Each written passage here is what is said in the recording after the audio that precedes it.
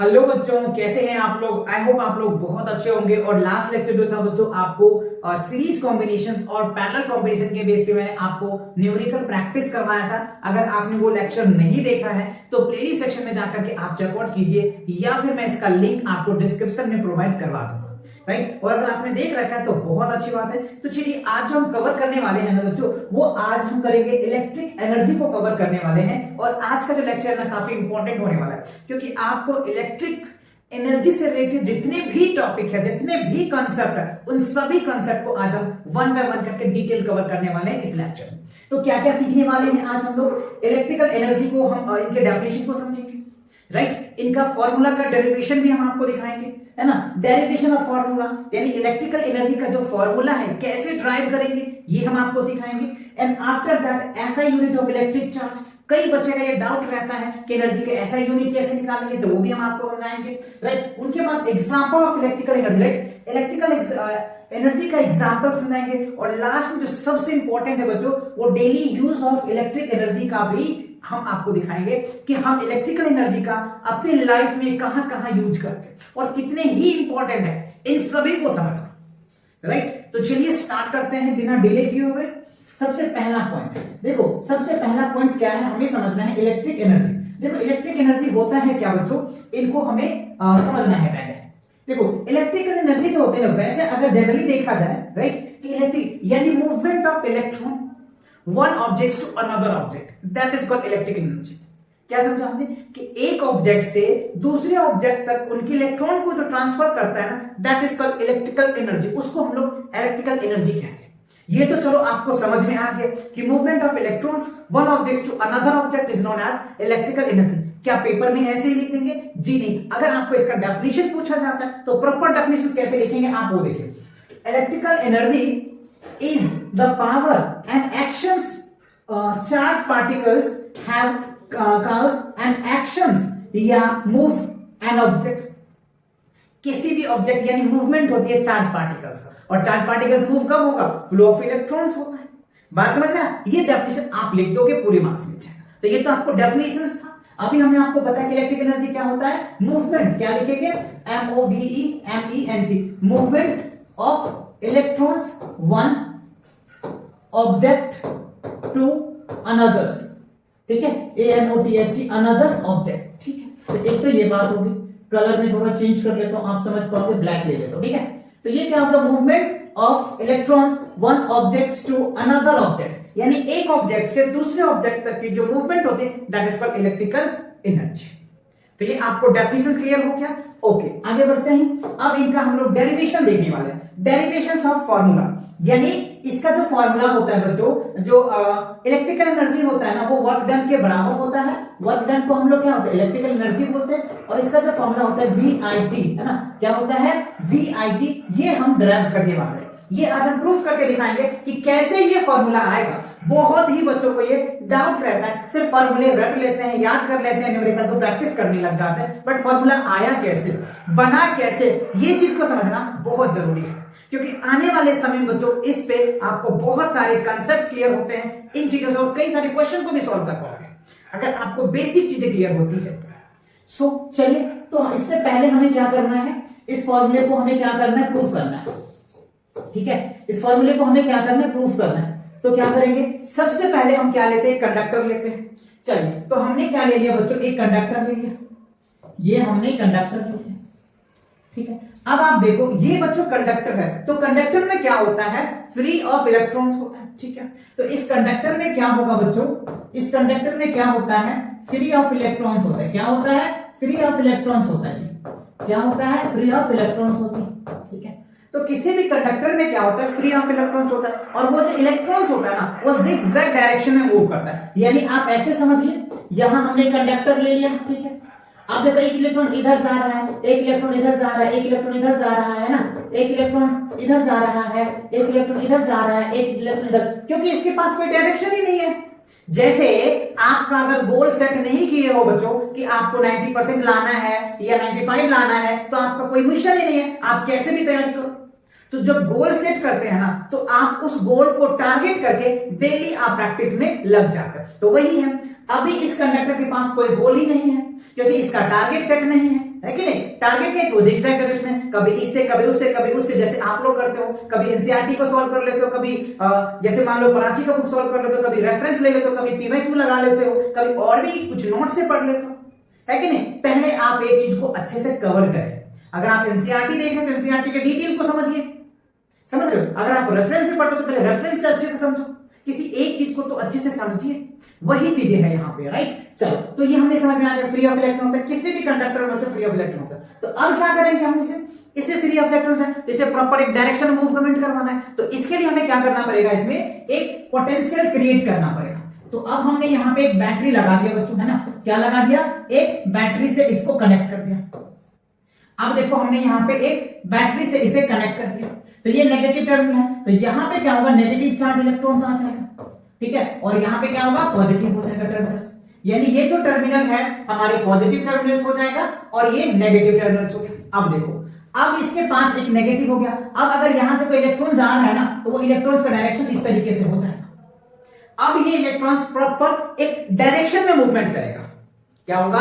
Electron proper एक direction में move करेगा। क्यों? क्योंकि ये जो पोटेंशियल है ना, इस कंडक्टर के इलेक्ट्रॉन को कंट्रोल करके रखा है। क्या करके रखा है? कंट्रोल करके रखा है कि ये ऐसे जाएंगे, इस तरीके से मूवमेंट होगी। तो बात समझ? अच्छा, अब देखो इलेक्ट्रॉन की डायरेक्शन अगर इस साइड है बच्चों, तो करंट की डायरेक्शन क्या होता है? इलेक्ट्रॉन की डायरेक्शन के अपोजिट होता है। तो करंट का डायरेक्शन इस तरीके से जाएगा, ठीक है? इस तरीके से जाएगा और इस तरीके से रिटर्न आएगा। समझ में आ गया? तो ये हमारा करंट की डायरेक्शन हो जाएगी, करंट इस तरीके से जाएगा, क्योंकि इलेक्ट्रॉन की अपोजिट डायरेक्शन में करंट का डायरेक्शन होता है, ये आपको पता है, ठीक है? चलिए, तो अब यहाँ पे देखो करंट की बात आ गई। तो करंट की जो बात आई है वो किस पे, करंट किस पे डिपेंड होता है? नंबर ऑफ इलेक्ट्रॉन्स पे डिपेंड करता है ना? करंट का फॉर्मूला हमने आपको बताया था बच्चों, करंट क्या होता है पहले इसको समझिए। करंट इक्वल्स टू क्या होता है? Rate of charge per unit time, rate of charge per unit time is called current. यानी करंट I इक्वल्स टू क्या होता है? Q अपॉन में T होता है। I equals to Q upon में T। I को हम लोग इलेक्ट्रिकल करंट बोलते हैं और Q को हम लोग चार्ज बोलते हैं, T को हम लोग टाइम बोलते हैं, ठीक है? तो अब हम यहां से ये क्या कर सकते हैं, Q इक्वल्स टू क्या निकाल सकते हैं? I इंटू T, और इसको हम इक्वेशन फर्स्ट बोलते थे, ठीक है? अब आप कुछ पॉइंट्स है इसको समझिए। अगर मान के चलो इसमें ये बात समझ में आ गया कि चार्ज को इलेक्ट्रॉन्स के बेसिस पे, ठीक है? अब अगर पोटेंशियल्स को, यानी ये जो पोटेंशियल्स है, अगर इस पोटेंशियल्स को अगर हम इंक्रीज कर देते हैं तो इलेक्ट्रॉन की जो स्पीड है, जो मूवमेंट है, वो भी इंक्रीज कर जाएगा, है कि नहीं? एग्जांपल के लिए अगर मान लो कि यहां पे हम पहले ले लेते 200 वोल्ट ले लेते, तो 200 वोल्ट लेंगे तो इलेक्ट्रॉन की मूवमेंट उसी हिसाब से होगा। और अगर हम यहाँ पे 220 वोल्ट कर देंगे तो इलेक्ट्रॉन की मूवमेंट उससे बढ़ जाएगी, तो चेंज हुई ना? तो जब पोटेंशियल इंक्रीज करेगा, आप ऐसे समझ लीजिए, यहां पे मैं लिख देता हूं, अगर पोटेंशियल इंक्रीज करते हैं तो नंबर ऑफ इलेक्ट्रॉन की जो स्पीड है ना, वो भी इंक्रीज कर जाएगा। समझ आया कि नहीं आया? यानी मूवमेंट समझ में आया कि नहीं? पोटेंशियल बढ़ाएंगे तो मूवमेंट भी बढ़ जाएगा, राइट? ठीक है, तो अब देखो ये पोटेंशियल्स की बात है। तो पोटेंशियल्स का मैंने आपको फॉर्मूला बताया था, आपने पढ़ा होगा, पोटेंशियल डिफरेंस इक्वल्स टू क्या होता है? Work done. क्या होता है? वर्क डन अपॉन में चार्ज होता है। पोटेंशियल इक्वल्स टू क्या होता है? वर्क डन अपॉन में चार्ज। ये सब फॉर्मूले आपको आने चाहिए, नहीं आता है तो कोई बात नहीं है, आपको एक एक पॉइंट इनसे रिलेटेड, इलेक्ट्रिक एनर्जी से रिलेटेड जितने भी पॉइंट होगा ना, सारा पॉइंट को आज हम डिस्कस करने वाले हैं, एकदम डेप्थ में करने वाले हैं। और आपको डेली लाइफ, जो हमारे दैनिक जीवन में जो यूज होते हैं, वो भी हम आज आपको समझाएंगे, जिससे कि आपको इस टॉपिक से रिलेटेड कोई डाउट नहीं रहेगा अगर आपने कंप्लीट सेशन देखते हो। सो ये बात समझ आया? Potential difference work done upon में चार्ज होता है, ठीक है? तो अब अगर हम क्या करते हैं, वर्क डन निकालते हैं, therefore work done equals to क्या हो जाएगा? पोटेंशियल्स इनटू क्या हो जाएगा? Q। अब ये हमारा दूसरा इक्वेशन हो गया। तो दो इक्वेशन आ गया हमारे पास। क्या आ गया हमारा? पहला Q equals to I into T, W equals to क्या हो जाएगा? V into Q। W को बोलते हैं work done, work done equals to potential difference into charge. और हमने आपको फॉर्मूला बताया था कि जो वर्क डन है ना, वो इलेक्ट्रिकल एनर्जी के बराबर होता है और इसका फॉर्मूला VIT होता है, और यही हमें प्रूव करना है, ठीक है? तो अब क्या करेंगे, from equation first and second, अब क्या करेंगे, दोनों इक्वेशन से, पहला इक्वेशन और दूसरा इक्वेशन से हम क्या करेंगे, वर्क डन इक्वल्स टू क्या करेंगे बच्चों? Work done equals to V into Q है, ठीक है? अब देखो Q की वैल्यू हम यहां से सब्स्टिट्यूट करेंगे, V इंटू Q का I और T, ठीक है? अब देखो हमने क्या बोला था, जो वर्क डन है ना, ध्यान देने वाली बात यहाँ है, वर्क डन जो होता है, वर्क डन जो क्या होता है बच्चों, इलेक्ट्रिकल एनर्जी के बराबर होता है। वर्क डन क्या होता है, देखो हमने यहां भी बताया था, वर्क डन जो इलेक्ट्रिकल एनर्जी के बराबर होते हैं, that is electrical energy equals to work done equals to क्या हो जाएगा, VIT। तो ये आपका एक फॉर्मूला तो आपने यहां से हमने ड्राइव कर लिया। तो ये तो पहला, यानी तीसरा इसका नाम दे दो, ठीक है। तो आपका ये फॉर्मूला प्रूफ हो गया। अब अगर मैं इसका डिस्कशन करके समझाऊं, पहली बात तो ये समझ आ गया आपको, क्लियर हो गया, आपको अच्छे से समझ में आ गया, ड्राइव कर लिया आपने, ठीक है। अब अगर मैं इसका डिस्कशन करता हूं, क्या डिस्कशन है वो देख लीजिए। डिस्कशन करता हूं तो आपको पता है ओम्स लॉ है ना, क्या है बच्चों, ओम्स लॉ क्या होता है। ओम्स लॉ में आपने पढ़ा है कि V इक्वल्स टू क्या होता है, IR होता है ना, V इक्वल्स टू क्या होता है, IR होता है। तो अब अगर मैं इस फॉर्मूले को यहां पे इंटीग्रेट करूं, इस वैल्यू को V की जगह पे पुट करूं, तो क्या हो जाएगा, देखो तो यहां पे E इक्वल्स टू हम क्या लिखेंगे, V की जगह पे IR लिखेंगे, IR, और ऑलरेडी हमारे पास IT है, तो यहां पे क्या लिखेंगे, IT। तो क्या हो जाएगा, I²RT, यानी एक फॉर्मूला तो हमारे पास ये भी आ गया, ठीक है। तो हमने एक फॉर्मूला हमने प्रूफ किया, इसको हमने डिस्कशन करके ओम्स लॉ को यूज करके एक फॉर्मूला हमने नया तैयार कर लिया, electrical energy equals to I²RT भी हो गया, ठीक है। अब अगर इसी फॉर्मूला को, इसको केस फर्स्ट मान लें हम लोग, है ना। अब अगर केस सेकंड, इसी केस को हम थोड़ा सा घुमा दें, अगर हम ये लिख दें कि I इक्वल्स टू क्या हो जाएगा, V/R। अगर हम ये दूसरा केस में ये फॉर्मूला पुट करें इस I के जगह पे, तो E का वैल्यू क्या निकल के आ जाएगा, E का वैल्यू क्या निकल के आ जाएगा, राइट। E का वैल्यू क्या लिखेंगे, V हो जाएगा, I के जगह पे V/में क्या लिखेंगे, R, और ये हो जाएगा T। तो फाइनली क्या हो जाएगा, V²R और T, यानी इलेक्ट्रिकल एनर्जी का एक फॉर्मूला ये भी हमारा तैयार हो गया। तो देखो इसको हम 4 बोल सकते हैं, 4 बोल दो, और इसको हम लोग क्या बोल देंगे, 5 बोल देंगे।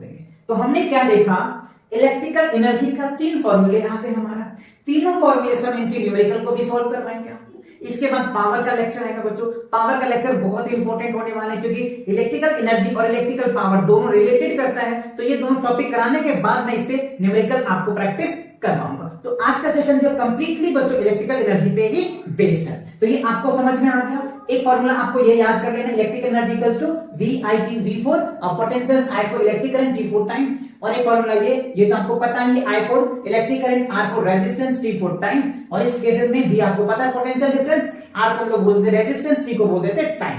क्लियर बात समझ में आया। तो ये तीनों फॉर्मूला आप अच्छे से नोट डाउन कर लो, इसका न्यूमेरिकल में आपको बहुत हेल्प मिलेगा। आई होप आपको डेरिवेशन समझ में आ गया। चलिए आगे बढ़ते हैं, आगे देखते हैं। अच्छा इसी का बच्चों एक ही पेज पे क्लियर हो गया डेरिवेशंस। नाउ द नेक्स्ट, अब देखो कह रहा है SI unit of electric energy. देखो इलेक्ट्रिकल एनर्जी, तो पहले आप एनर्जी का यूनिट समझो, दुनिया की कोई भी यूनिट ले लो, कोई भी एनर्जी ले लो, काइनेटिक एनर्जी ले लो, पोटेंशियल एनर्जी ले लो, हीट एनर्जी ले लो, लाइट एनर्जी ले लो, मैकेनिकल एनर्जी ले लो, कोई भी एनर्जी ले लो, उस एनर्जी का जो ऐसा यूनिट होगा ना बच्चों, वो जूल ही होता है। क्या होता है, जूल ही होता है। तो ये एक सबसे इंपॉर्टेंट बात है, आप कीवर्ड है, आप इसको लिख लीजिए।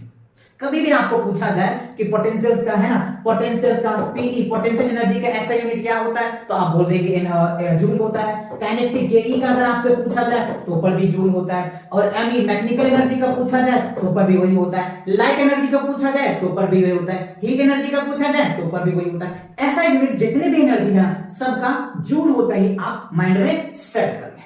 क्लियर। चलिए नेक्स्ट स्लाइड पे बढ़ते हैं। क्या है अगला, देखो बच्चों एग्जांपल, मैंने आपको बोला था कि इनके एग्जांपल भी मैं आपको समझाऊंगा, और मैं लास्ट में इनका यूज भी बताऊंगा, जो हम डेली यूज करते हैं इन सभी बातों को। देखो एग्जांपल के लिए अगर मैं बात करूं, एग्जांपल ऑफ इलेक्ट्रिकल एनर्जी का, सबसे पहले बैटरी में electrical movement of electrons, obviously.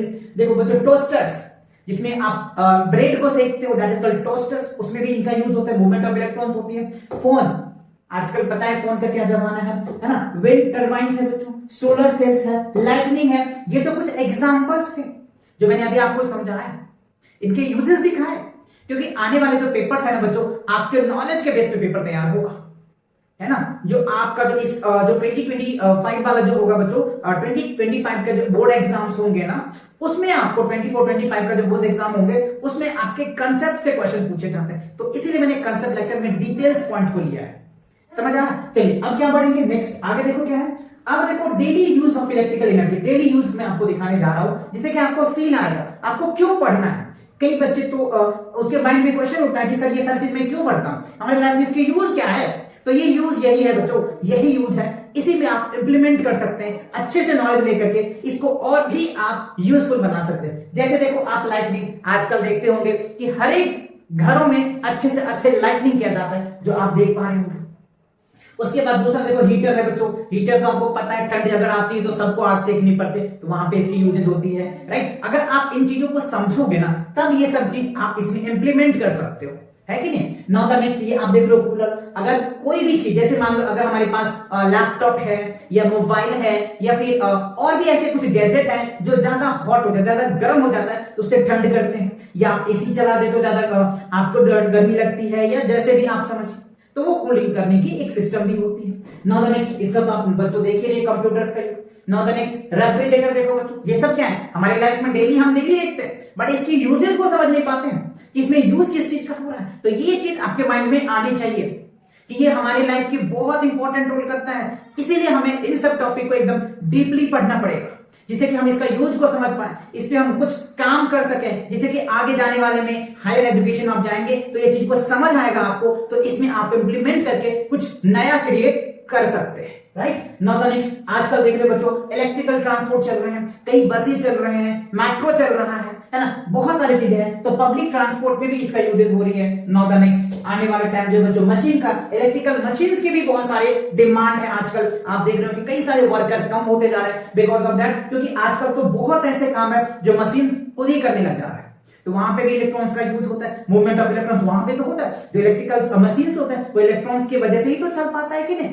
तो ये सारे यूजेस है, ऐसे तो बहुत यूज है, मैंने आपको कुछ यूजेस भी आपको दिखाया है जिसे कि आपके माइंड में इन बात में सेट हो जाए कि ये टॉपिक मुझे क्यों पढ़ना है, क्यों ये टॉपिक नेसेसरी है, क्यों ये सारी चीजें हमारे लिए बहुत हेल्पफुल है आने वाली लाइफ में। क्लियर, चलिए आगे बढ़ते हैं। तो इस स्लाइड में बच्चों इतने ही थे। आई होप आपको इलेक्ट्रिक एनर्जी से रिलेटेड जितने भी डाउट है वो सारे डाउट क्लियर हो गया होगा। तो मिलेंगे नेक्स्ट वीडियो के साथ बहुत जल्दी, तब तक पढ़ाई करते रहें। All the very best.